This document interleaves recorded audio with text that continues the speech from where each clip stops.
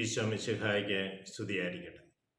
ഈശോ മിശിഹായിൽ സ്നേഹിക്കപ്പെടുന്ന മാതാപിതാക്കളെ, സഹോദരങ്ങളെ, പ്രഭാതത്തിൽ അനന്തമായ സ്നേഹവും കൃപയും സൗഖ്യവും നമ്മുടെ ജീവിതത്തിൽ വന്ന് നിറയട്ടെ എന്ന് പ്രാർത്ഥിക്കുന്നു. ലൂക്ക അറിയിച്ച സുവിശേഷം 2-ാം അധ്യായം 15 മുതൽ 20 വരെയുള്ള തിരുവചന ഭാഗങ്ങളാണ് നാം ഇന്ന് കാണുക. സ്നേഹമുള്ളവരെ, ദൈവത്തിന് ദൂതൻ ആട്ടിടയന്മാർക്ക് കൊടുക്കുന്ന സന്ദേശമുണ്ട്.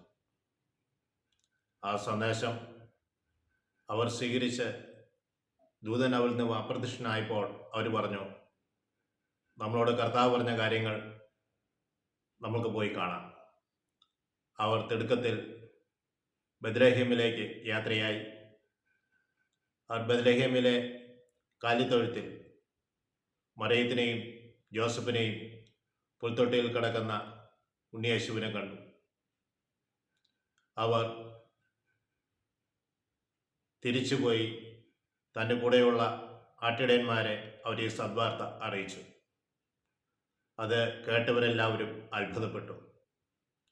മറിയമാകട്ടെ ഇവയെല്ലാം ഹൃദയത്തിൽ സംഗ്രഹിച്ച് ഗാഢമായി ചിന്തിച്ചുകൊണ്ടിരുന്നു. ദൂതന്മാർ, ആട്ടിടയന്മാർ ഇവ കർത്താവ് ചെയ്ത അത്ഭുത പ്രവൃത്തികൾ കണ്ട് തങ്ങളോട് വന്നു പറഞ്ഞ ദൂതൻ്റെ വാക്കുകൾ കേട്ട് അത് കേൾക്കുകയും കാണുകയും ചെയ്തപ്പോൾ അവർ ദൈവത്തെ സ്തുതിക്കുകയും മഹത്വപ്പെടുത്തിക്കൊണ്ടും അവർ തിരിച്ചുപോയി. സ്നേഹമുള്ളവരെ, ഉണ്ണിയേശുവിനെ ദർശിക്കുമ്പോൾ അത് ദൈവത്തിൻ്റെ പ്രത്യേകമായ സന്ദേശമാണെന്നും സകല ജനത്തിനും വേണ്ടിയുള്ള വലിയ സന്തോഷത്തിൻ്റെ സദ്വാർത്തയാണ്, നിങ്ങൾക്ക് ഒരു രക്ഷകൻ പിറന്നിരിക്കുന്നു. വിവചനം അവർ ഹൃദയത്തിൽ ഏറ്റെടുത്ത് ദൈവത്തെ മഹത്വപ്പെടുത്തി ദൈവത്തെ സ്തുതിച്ചുകൊണ്ട് കടന്നു പോവുകയും നമ്മുടെ ജീവിതത്തിലേക്കും ഉണ്ണീശോ വന്ന് പിറക്കാൻ പോവുകയാണ്. ഇത് സകല ജനത്തിനും വേണ്ടിയുള്ള വലിയ സന്തോഷ വാർത്തയായി മാറണം. ഞാനിവ ഹൃദയത്തിൽ സ്വീകരിച്ചുകൊണ്ട് ദൈവത്തെ മഹത്വപ്പെടുത്തണം, ദൈവത്തെ സ്തുതിക്കണം. കഴിഞ്ഞ ക്ലാസ്സുകളിൽ നമ്മൾ കണ്ടു, ഈശോയുടെ ജനനത്തിൽ അല്ലെങ്കിൽ ക്രിസ്തുമസിൽ കാൽവരിയുണ്ട്, കാൽവരിയിൽ ക്രിസ്തുമസ് ഉണ്ട്. സഹനങ്ങളോടെയാണ് നമ്മൾ മുന്നേറിക്കൊണ്ടിരിക്കുക. വിശുദ്ധ ജോൺ വിയാനിയുടെ വാക്കുകൾ ഇപ്രകാരമാണ്: കൂടുതൽ സഹിക്കുന്നവര് കൂടുതൽ വിശുദ്ധരായി മാറും.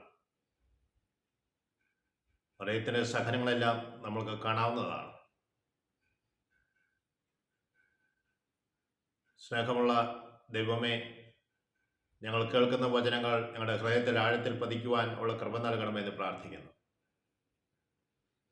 ഞങ്ങൾക്ക് വേണ്ടി നിരന്തരം മധ്യസ്ഥം വഹിക്കുന്ന ആശ്രയ മാതാവേ, തുടർന്നും ഞങ്ങൾക്ക് വേണ്ടി മധ്യസ്ഥം വഹിക്കണമേ. പിതാവിനും പുത്രനും പരിശുദ്ധാത്മാവിനും സ്തുതി. ഈശോ മിശിഹായ്ക്ക് സ്തുതിയായിരിക്കട്ടെ.